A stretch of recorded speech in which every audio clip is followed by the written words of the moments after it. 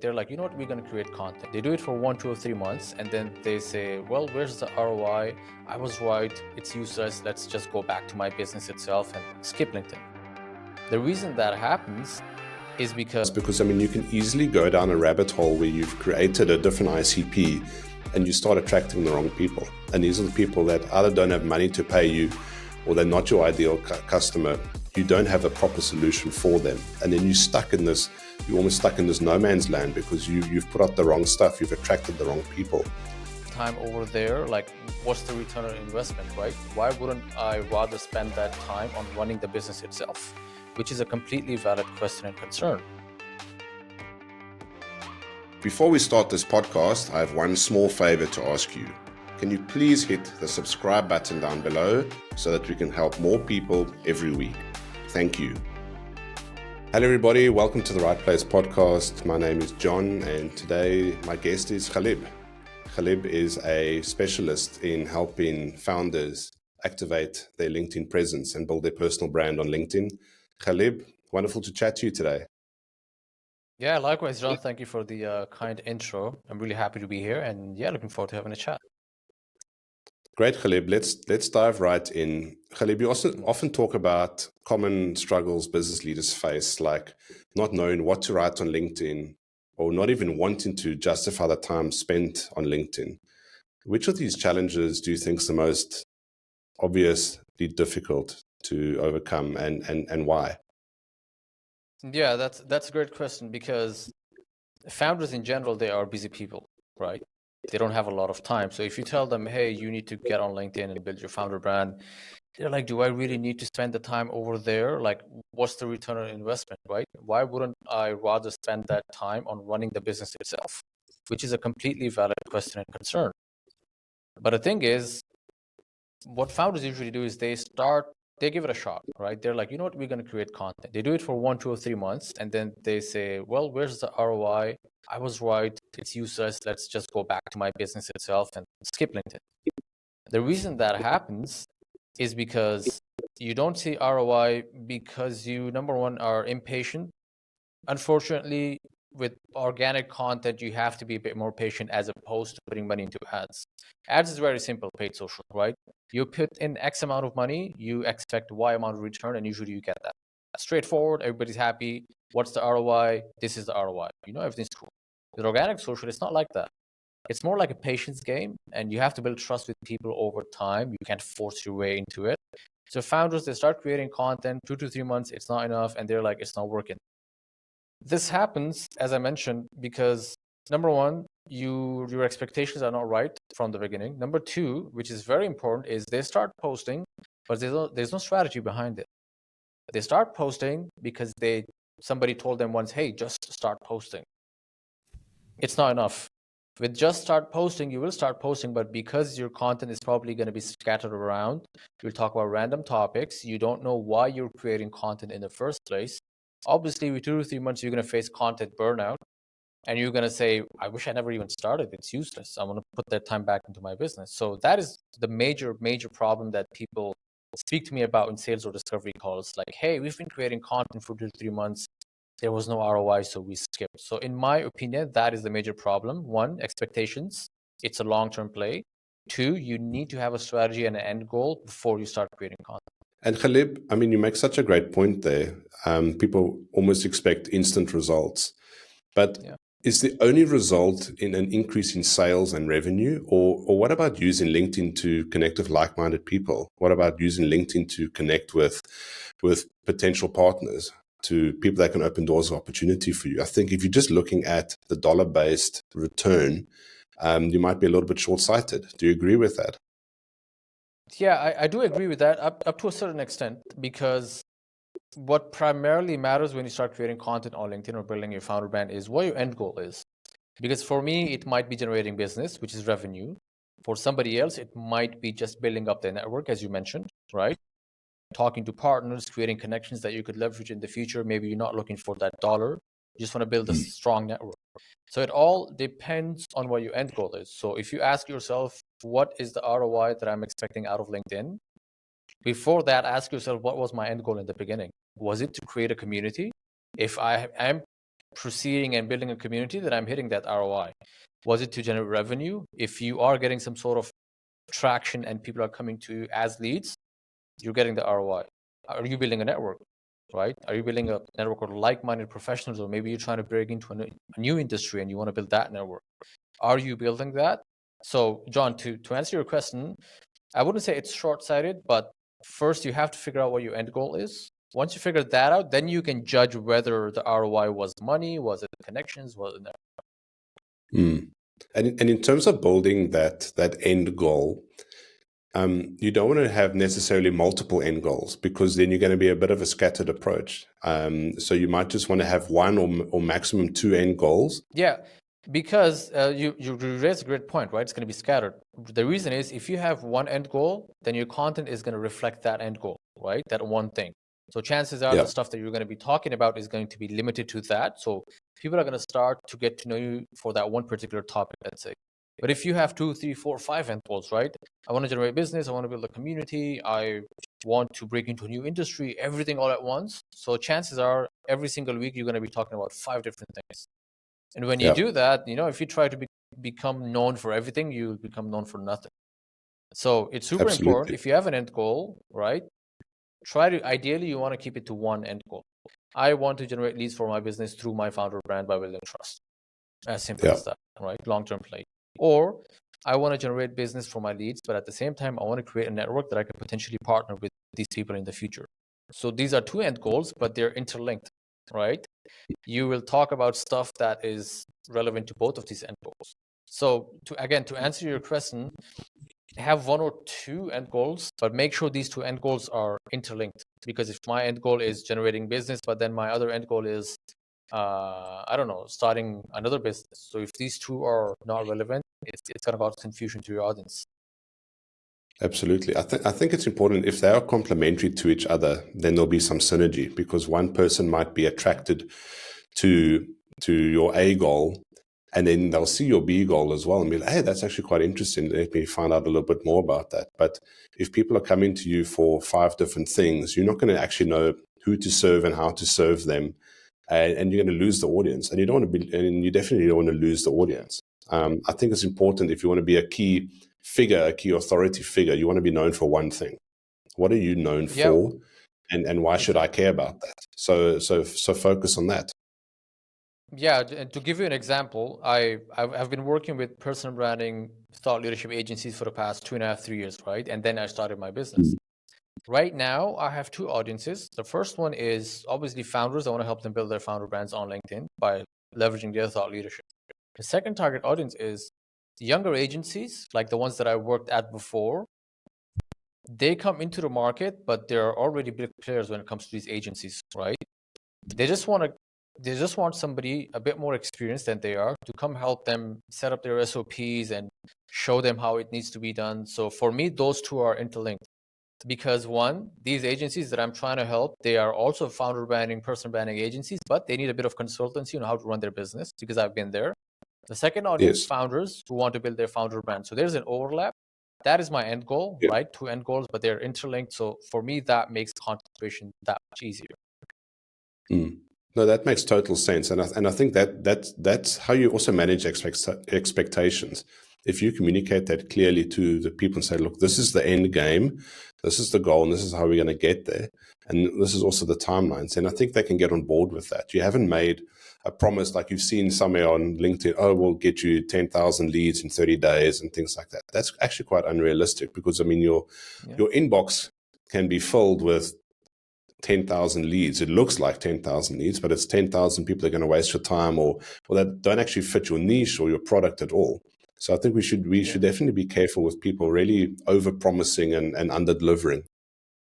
Yeah, 100%. The problem is people who do promise 30 leads in 1 week or 30 days, their goal when you start working with them isn't to generate business for your business or revenue. Their goal right from the start, and they make it clear to you, we are going to generate leads for you, but they never mention the quality of leads, whether they're going to be relevant to your business. All they care about for their business at the end of the day is, we want to get 30 people booked in with this person. We don't care if they're good or bad quality. So Yes. I've created a couple of posts about this as well for this recently, that specifically in 2025, right? We've been in this person branding agency space for a while now. If you're trying to work with somebody and if they say, we are going to promise you 30 leads in X days, that's cool. But you have to understand that their goal is to only book those 30 leads and that's it. They're not responsible for the quality. They're not responsible whether they close or not. I see a lot of posts on LinkedIn and they say, hey, we've generated 1,000 leads in the past 60 days.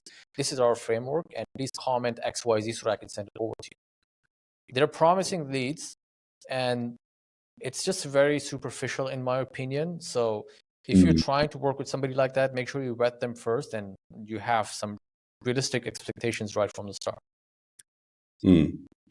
No, that's excellent, Ghalib. And I mean, I was really fascinated by your post, which is kind of the heart of our chat today, where you said there is a process to go from nothing, literally from nothing, from scratch, and spend 3 months on LinkedIn and actually build out your personal brand, build out who you are on social media. And in month 1, you said you should focus on brand awareness. And brand awareness in terms of top of funnel and mid funnel content. So just explain that a little bit more. What are the most effective types of top of funnel content that founders or business leaders can post? And then in terms of the personal branding, is it the personal brand or is it the company brand or a bit of a mix? Yeah, of course. Good. Sorry, I'm coughing a bit today. I don't know why. But let's break it down. The reason I believe if somebody's starting from zero or scratch or they haven't had any activity in the past 3 to 6 months at least, if they start suddenly talking about a very specific niche framework, let's say, and we know that they haven't been active on LinkedIn, the audience, the LinkedIn algorithm has basically put them in the back of the cabinet because they haven't been active, and then suddenly start talking about something very specific, chances are their current connections or followers, they aren't even relevant to that specific topic. Even if they are relevant, since there was no traction on your account, chances are your topic is going to go into oblivion. Nobody's going to read it. And then you're going to feel like maybe I'm not good enough. Maybe LinkedIn's not the platform for me. And you will eventually quit, right? So in order to avoid that, I always say if you have been active, in the first month, just try to get some traction on your account. And by traction, I don't mean talk about random top of the funnel topics like leadership or XYZ. If that is your thing, then that's fine. But what a lot of people do is they talk about leadership because a lot of people resonate with it and they get a lot of numbers, reactions, this and that. So they get that dopamine hit, right? But likes ain't cash. I don't know who said this, but that was very specific. Likes ain't cash. Yeah. If you want to actually leverage LinkedIn, first month, if you're not active, start by talking about top of the funnel topics and a bit of middle of the funnel. By top of the funnel, John, I mean stuff that is relevant to your founder brand and story, right? How did you become a founder? What inspired you? If you've started a business, why did you start it in the first place? One, yes, you want to help people out with something, but what was your personal reason behind it? For example, I started my business called Baghi. It was named after my late father. And I started it because I wanted financial and freedom with time, right? Both of these things, I wanted to handle those. So I knew that if I went solo, that is the only way I could truly achieve it. So that is my why behind my business, right? But then you go to the other why, which is, okay, why do you want to help these people out? It's because I've worked with these agencies in the past 3 years. I've known what works and what doesn't work. I know how the algorithm works. So that is why I want to help you do it, because there's such a massive opportunity out there and you're probably sleeping on it, or you've given it a shot in the past and you've quit because you thought the platform isn't for you. So it's super important to raise that brand awareness, right? And by talking about your story as a founder, as a human, people are naturally going to find relatability to you. A lot of the times people say, well, top of the funnel means personal content. And I don't want to talk about my family or my children, which is completely fine. And this is a misconception. Personal is automatically being equated to intimate details of your life. That's not the case. In my opinion, the definition of personal content simply is content that makes you relatable to the other person. So if I've started my business because I wanted freedom for my family or financial freedom, chances are somebody who's reading my post probably started or want to start a business for those very reasons. So that instantly makes some sort of relatability. With that, what happens is you build trust. With trust, you get these people who regularly engage with your content. For example, John, you and I, right? We've been connected a while. We talked about a few things. We eventually decided to do a podcast. We engage with our content every now and then. It's because we have that level of trust, right? So in the first month, that is absolutely vital, in my opinion. Talk about your founder story, the reasons behind your business. Why do you want to help these people? And a bit of thought leadership about your industry in general. Don't teach people how to do X, Y, Z in the first month, I would say, but just spread a bit of awareness, right? I would say, for example, it's important to build a founder brand in 2025 because X, Y, Z, right? There was a report that said that 73% of people or B2B customers, they judge a company's quality based on the thought leadership that they put out, not traditional marketing materials. So stuff like that spreads awareness. People are like, you know what, maybe I should do this. So in the first month, trust is absolutely vital. To build trust and to get the LinkedIn algorithm to push your content a bit, you have to get a bit of traction in the beginning. So if you're starting out in the first month, talk about those kind of things. And then eventually you can dive into middle of the funnel and bottom of the funnel content later down the line. Yes. And Ghalib, in terms of the approach in the first month, am I including any call to actions or anything like that? Am I putting a little bit of a sales spin here and there, or should I just rather ignore that and just focus on the awareness and even just documenting my journey? Yeah, that is an excellent point. In the first month, I wouldn't suggest putting any CDAs that ask people to do business with you, like get on a call with me, this and that. But your profile in general, when somebody clicks on your profile and that first page they see, your banner, your profile, your tagline, your featured section, that needs to be optimized enough so that even if you're not pushing people to do it, if somebody is genuinely interested, they could easily go to your profile, book an appointment through your featured section or that custom CDA button on top of your bottom of your name. You need to give them that opportunity to optimize your profile. But in terms of content, I wouldn't put any CDAs right at the beginning because nobody trusts you. Nobody knows what you do or what you're an expert in. Those kind of things take time, right? Yes. So don't put CDAs, but make sure your profile is optimized enough. If somebody wants to do it off of their own free will, they could easily do it. Okay. No, that's great advice there. And Ghalib, you recently had Alex Boyd on your podcast, The Founder's Law, and you asked him where should people start with content. And the word that he used is documentary. And I really liked that answer, which in my mind is record and write about what you do on a daily basis. It might be your daily routine. It might be what your team is up to. It might be how you're building your project and things like that. And I think this really shows people who you are as a person, as a business leader, as a founder. Also shows a bit of insight into your team.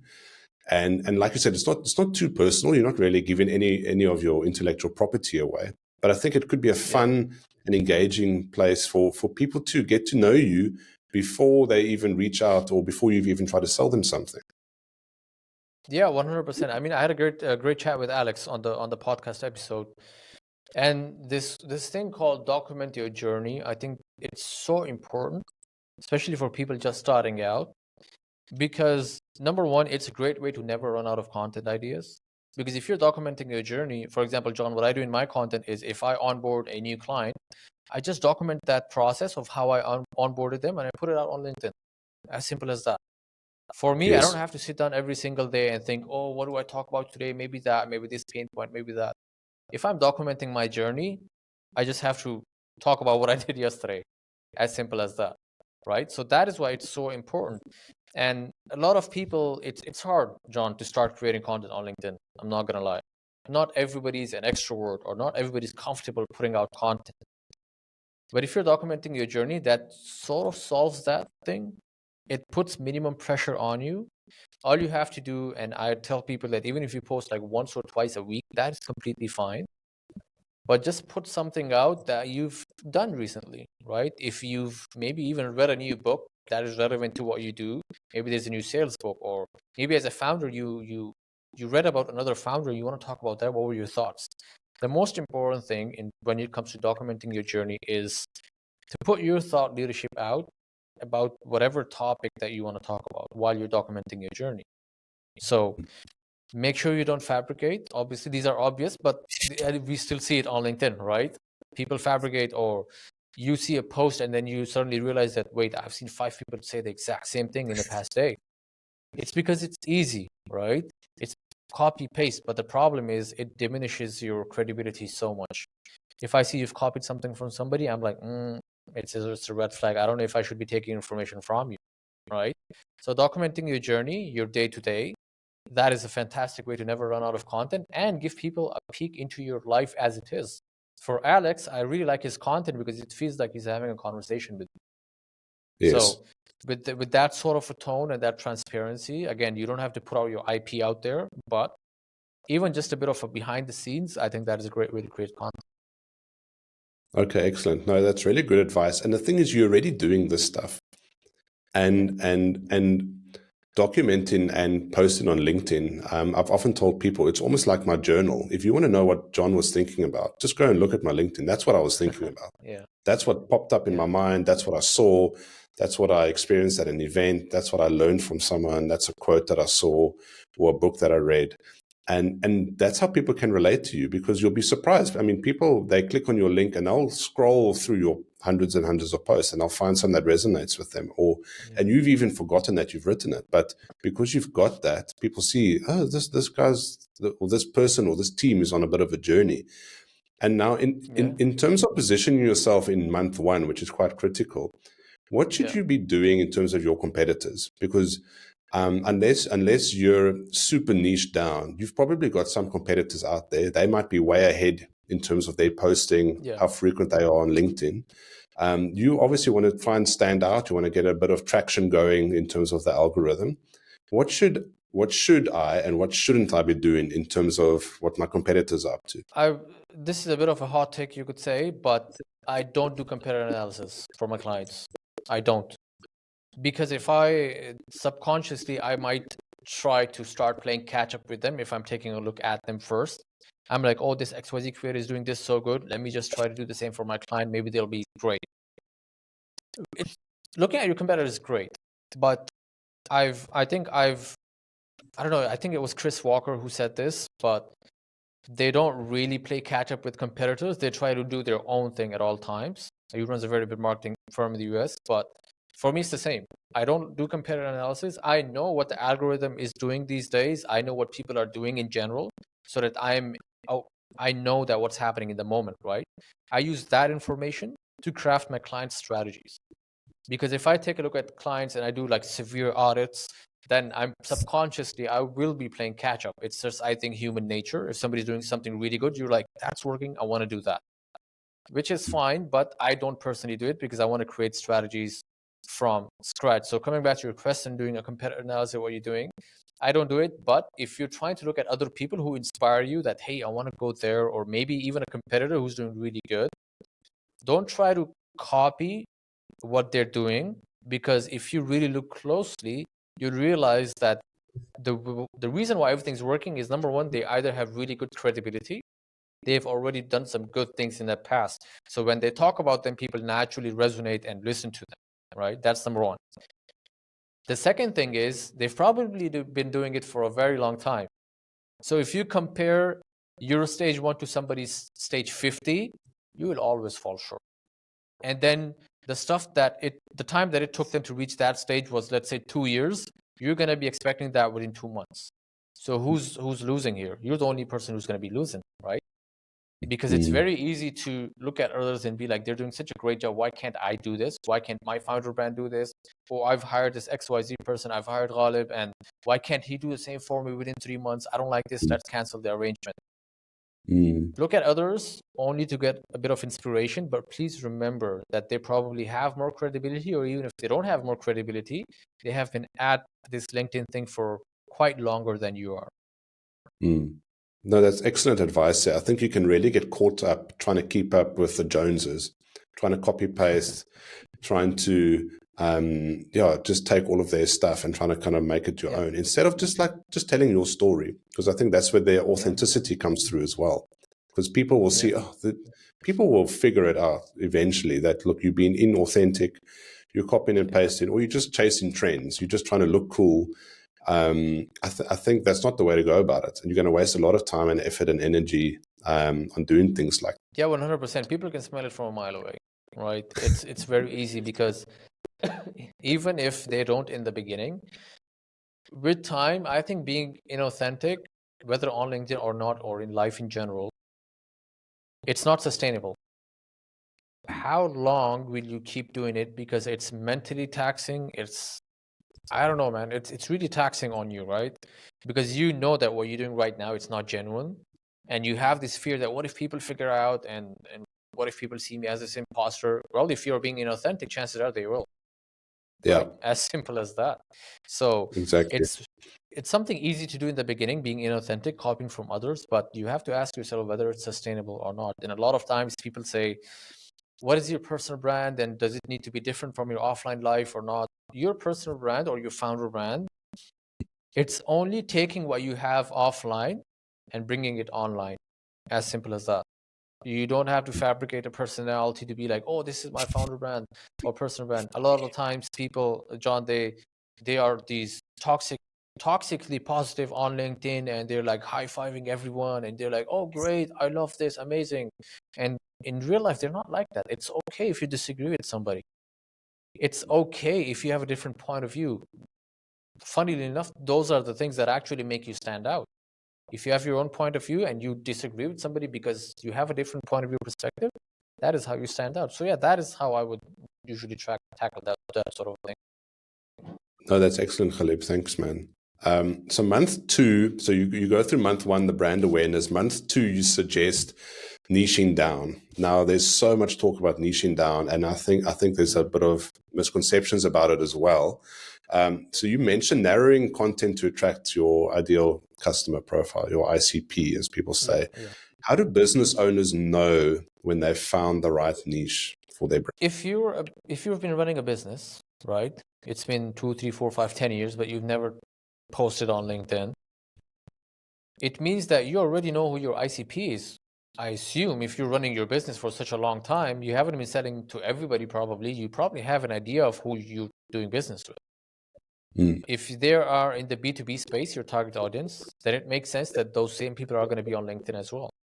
So when it comes to narrowing down your ICP, it's not like you create a new ICP or persona when you start creating content on LinkedIn. The people that you've already been working with, that is your ICP, right? So you just start creating content that speaks to their problems and pain points. So if your ICP is in real life, the work that you do with people, they know that time is a major constraint for them, and you maybe solve them that problem through your business, then talk about why time is such a major problem for these people. Talk about what it costs them. And I think it's a good place to mention here, when it comes to creating content for your ICP, I like to divide it in 4 layers, right? 1, why does your ICP face this problem? Why does this occur in the first place? Like, what are the root causes? Maybe they're not aware of it. 3, what happens if you don't solve them? What is the hidden cost, right? Maybe they're, again, not aware of it. Lastly, how do you, as a service provider or a founder, solve this problem for your target audience? So in the first 3 layers, you don't talk about your solution. You're not selling anything to them, right? You're just making them aware of the problem, what it might be costing them, why is it occurring in the first place. So they're getting awareness, they're getting warmed up. But then lastly, once you show them how you solve them through your product or your solution by using case studies or testimonials or breakdowns of your processes, that is how people see, you know what, maybe this person, maybe John is the person that's going to solve that problem for us. So because you've been telling them that, you know, this is the issue, and then eventually, so coming back to your question, how do you narrow down your ICP? You don't create a new ICP when you start creating content on LinkedIn. Your ICP is the people that you've been working with through your business. You just start talking about their problems and how you solve them on LinkedIn. As simple as that. No, that's excellent advice, because I mean, you can easily go down a rabbit hole where you've created a different ICP and you start attracting the wrong people. And these are the people that either don't have money to pay you, or they're not your ideal customer. You don't have a proper solution for them. And then you're stuck in this, you're almost stuck in this no man's land, because you've put out the wrong stuff. You've attracted the wrong people. So I think it comes down to being authentic about your ICP. These are the people I want to work with. These are the people I want to talk to. And very important what you said, you understand their problem. And I think that's by building that awareness and investing in that niche. I understand your problem. This is how we help other people solve this similar problem. This is what we've done for customers in the past, or this is a new solution we're working on. Then you almost start talking their language. You start talking to their pain points. And that's when people see you as like an authority figure in that space. Yeah, and there's another thing that's important to mention here. Founders, if you've started the business and you're not like somebody who was brought in later on as a CEO, if you're the founder of the business, right? That's why we call it founder brand. You understand your ICP better than anybody in your organization. That should be a fact, right? Because you founded the business. But at the same time, it's hard for some founders to bring out their genius and transform it into content. It's not easy. You might have all the solutions, all the problems, you might know everything about your target audience, but you just can't find it easy to bring that out into content. That's why you struggle with content creation, with ideation. I had a really good episode with Eli Rubel. He's an agency owner. He's a really great person. Episode is yet to release. He said the same thing. He said, I specifically hired somebody to bring or to, I don't know how to pull that genius out of my head. He said we sit down every single week for an hour or two. That person just asks me questions. And John, that is exactly what I do with my clients as well. I know my clients are experts in their fields. They know about the industry. They're thought leaders. They know how to solve their customers' problems, and they know everything about their customers' problems.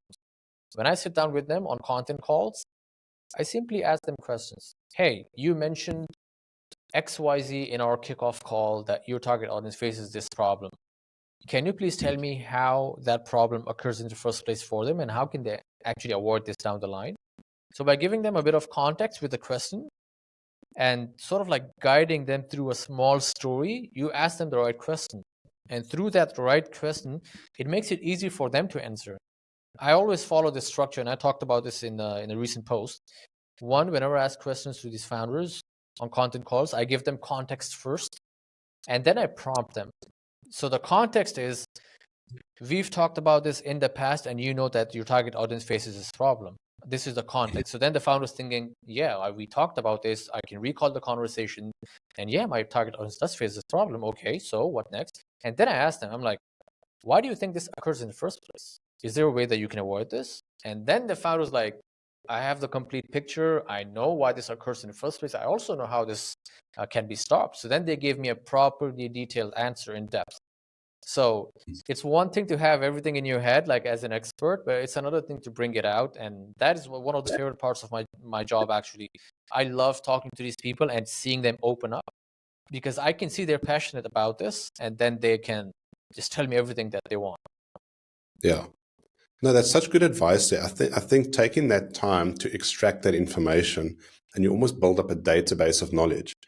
And I mean, like we've probably seen on all over LinkedIn, there's one idea can become 10 posts, and those 10 posts can become 10 videos, and the videos can become Twitter content or X content as well. So you don't necessarily need 5,000 ideas. You maybe just need 10 core ideas or 10 things that you stand for, 10 things that your business is about. And all of those can be a massive chapter full of content and full of useful information for your ICP, for your wider audience, for people that you want to attract, partners, etc., etc. But you need to almost invest that time. I think oftentimes the founders, they want to do it, but they don't want to do it because it's going to take away. It's like, well, it's like a double-edged sword. If you do it, it might not work, but if you don't do it, it's definitely not going to work. So take that time, say, we're going to do it over a couple of months. I'm going to sit with a person, or I'm going to write it down. Or often advice that I give to people is, if you haven't got time to write, send yourself a voice note. If you've got an idea, send yourself a WhatsApp voice note or a memo recording on your phone or something. Then at least you've captured that idea. Because you're often not in a position to write something down. So there are many ways to do it. It just investing that little bit of time can go a long way. Yeah, it's about commitment, right? And it's about discipline as well. If you really want to make something work, John, that applies to everything in life. If you really want to make something work, you have to stick to it. You have to put the reps in, because you might have the biggest budget in the world. You might have the greatest ideas, but unless you actually sit down and do that thing for quite a while, you won't know whether you actually knew everything or not. So that's the only catch, right? If you want to do, let's say, this founder branding thing right, you have to commit to it. And that commitment is mostly your time. If you can take out a bit of time and properly dedicate it to this thing, founder branding thing, this can open so many doors for you, doors that you probably didn't even know existed. I've been talking to founders for the past few months, Some have raised millions of investments. Some have, they've been thinking about. I recently had a chat with a founder based out of Denmark. I think they raised millions recently for their AI startup, and now he's thinking about building his founder brand. Right? He knows that it needs to be done. It needs to be done. But he told me, I just feel like I don't know how to do it. Right? So stuff like that. Even if sometimes you have all the time in the world, you can dedicate the time, but you just don't know where to start or how to do it. That is why I always say it's so important to know how you want to be positioned. Like, what is the one thing that you want to be known for? What is the end goal of your LinkedIn presence? If you start creating random content, you'll probably stop. But if you have an end goal in mind and you start with a bit of strategy, like, hey, I'm going to create this kind of content, not an extensive positioning deck, but just a bit of strategy, with time, you will find your positioning. But the catch is you have to give it time. And once you do that, it gets easier with time. No, excellent, Ghalib. Now, Ghalib, you've gone through month 1, brand awareness. Month 2, you've niched down. Month 3, you say you must focus on meaningful conversations, which I think generally start in the DMs in LinkedIn. So what's your advice for crafting these meaningful and especially non-salesy type DM conversations that will hopefully build trust? Yeah. So the premise or the foundation for this DM starts in month 1, because it's not like you start month 3 and then you randomly start texting people to start a conversation. In month 1, what you do is when you're creating top of the funnel content awareness, at the same time, you also need to be adding relevant target audience into your network, sending them a connection request. Don't include the note. You don't have to. Send them a blank request. Chances are, if you send 10, 5 of them will accept it. Okay. Once they accept it, you don't say anything. They're in your LinkedIn ecosystem now, as I like to call it. They're going to be looking over your content, probably checking out your profile. These people are mostly lurkers. They don't interact, but they keep an eye on you, right? And I think you and I both can relate. Sometimes we do that to other people as well, right? So they're going to lurk. Now, your job is to stay consistent with your content and your presence on LinkedIn. And when month 2 ends and month 3 starts, you know that I've had a few people in my network for the past 2 months. Simply send them a message saying, hey, John, we've been connected a while. Thought I'd drop by and say hi. That is it. You're not selling anything, but you're just politely introducing yourself. Now, if they have been lurkers, or maybe they've engaged with their content a few times in the past, they're going to be open to that DM. They're going to see you as a human. There's going to be a tiny bit of trust because they've been consuming your content and not interacting. So when you send them a message, chances are they'll probably reply.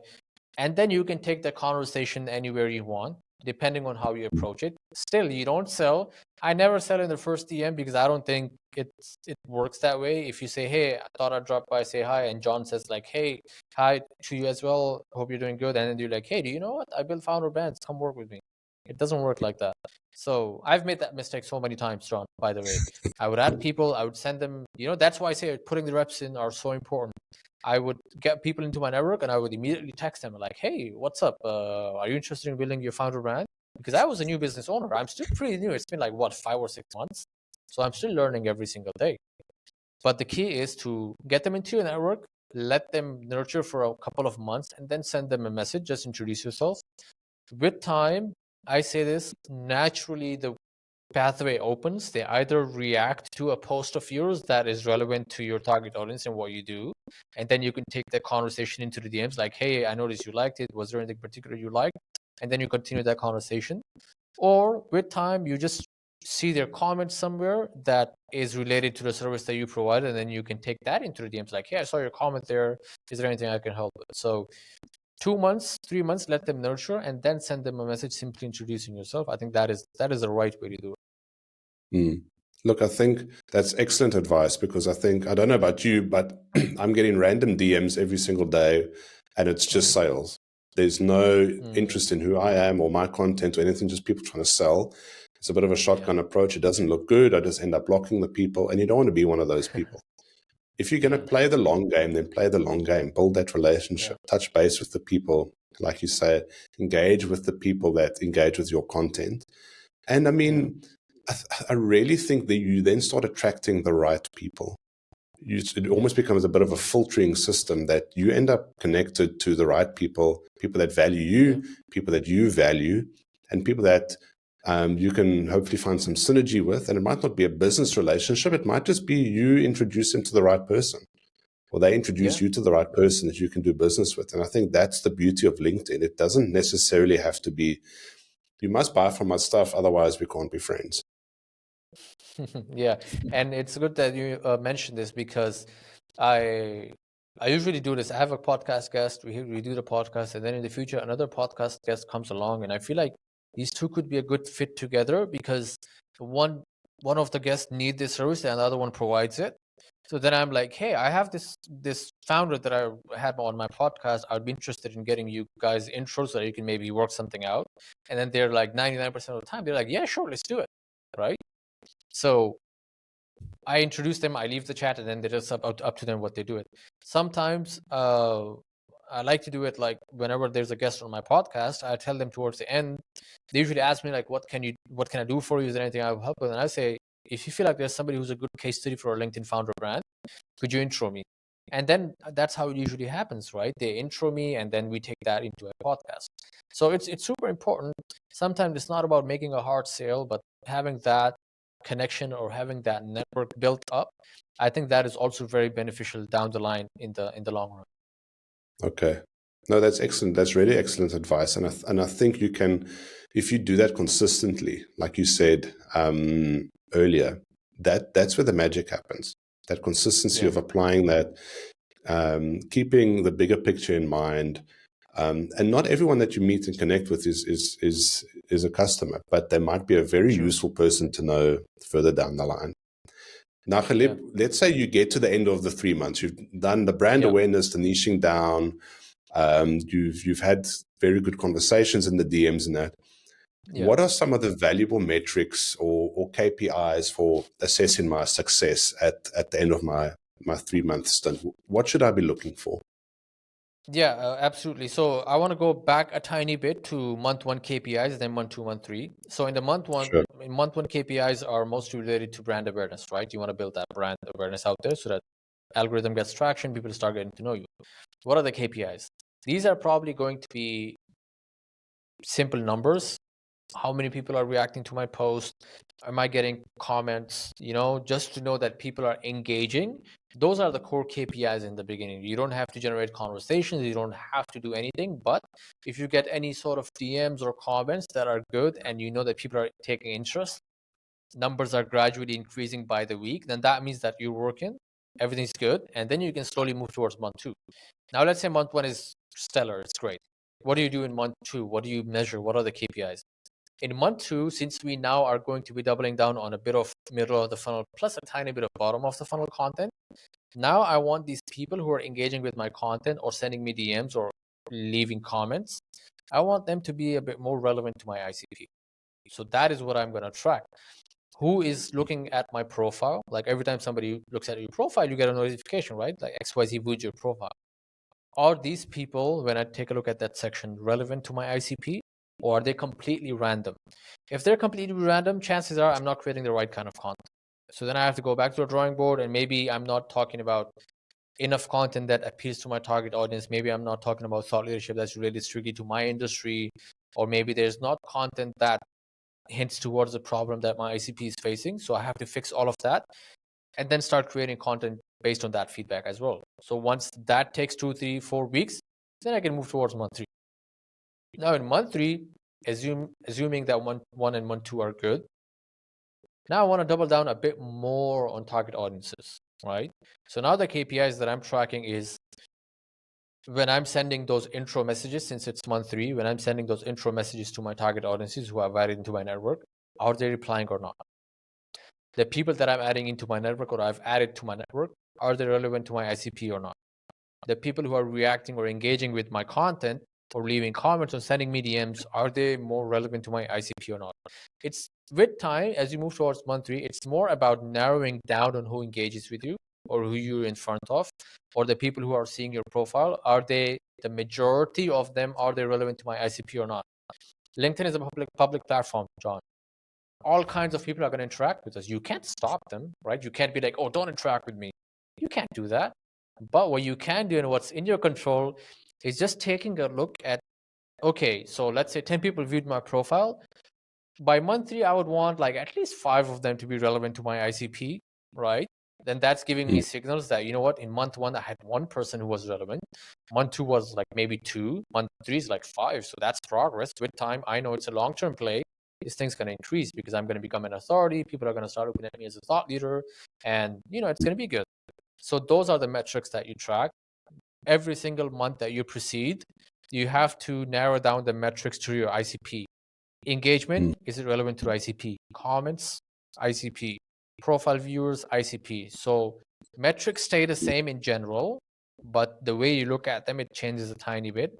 And then after month 3, it's more about just doubling down on what has worked.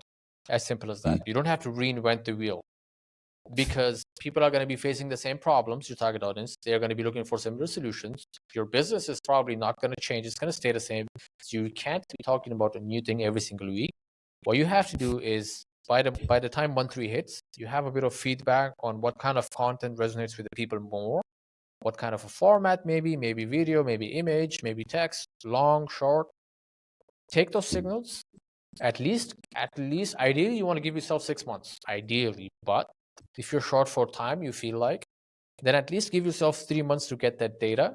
And then off the back of that, tailor your strategy, your outreach, your adding connections, everything, and then do it. Because in month 1, it was brand awareness. Month 2, it was a tiny shift towards middle of the funnel, bottom. Month 3 is mostly going to be middle of the funnel educational content plus bottom of the funnel, like case studies or processes. Because if we want our metrics to be more relevant to the ICP, then content needs to be relevant to ICP more as well. So, you know, not a lot of top of the funnel, but like mostly education, middle of the funnel, plus bottom of the funnel. So these are the metrics that you need to be looking at. No, I think that's very important. And I think my key takeaway here is it's going to take time. And it's not just the posting, it's the post actually working. It's not just the ICP, is the ICP engaging correctly. It's not just the DMs, it's also the follow-ups, it's also the adding value to other people's content as well. So there is a little bit of strategy in it. And I think if you define your strategy correctly up front, I think you can get a lot of success eventually.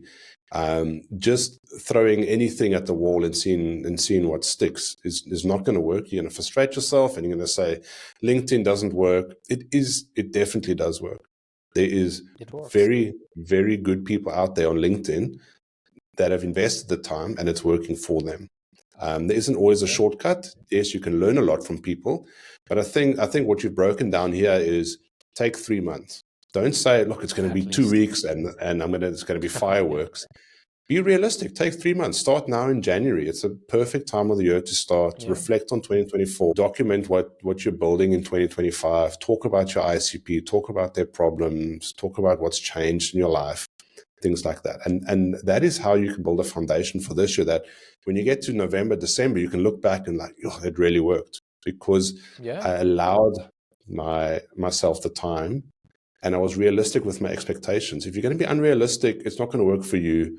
So I really just encourage the listeners, just be realistic, give yourself the time and just do it. I mean, there are amazing founders that I follow and I read their stuff every single day or whenever they post, because it's a journey, it's inspiring, or it's making me think about things differently. I might not necessarily be a client of theirs, but I appreciate their content because it's very helpful. Yeah, and you raise all like very good points, right? You have to give yourself the time and you have to commit to it with discipline, and then there's no way that it won't work. Because John, I'll give you a very simple example. If someone like me who belongs to a small city/village in Pakistan can make this LinkedIn thing work for him, then people who have much larger credibilities than me, they can definitely make this work. My credibility is that I work with agencies in the past 3 years, 3 different agencies. The founders that I'm working with or I want to work with, or probably are listening to this, but I haven't started LinkedIn, they've probably run their business for years, right? They have a lot of credibility. All they need to do is just get that out of your head onto content. That is it.